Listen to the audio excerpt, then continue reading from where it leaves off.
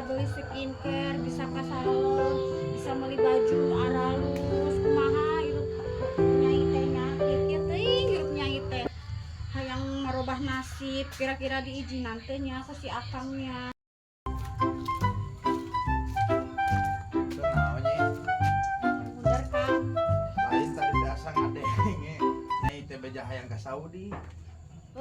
Sakirana diizinan teh nyai ka Saudi Kang. Rek naon ka Saudi atuh nyi?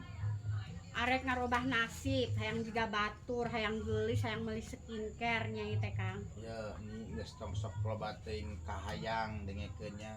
Empek wae kuring diizinan nyai ka Saudi ngan hiji syarat lamun nyai ka Saudi kuring rek kawin deui. Wah, kawin deui. Ya dan kunaon atuh da nyai ayeuna urang ditinggalkeun ku nyai ka Saudi nya geus urang kawin deui rek saha nu ngeukepan urang ke sare ari peuting.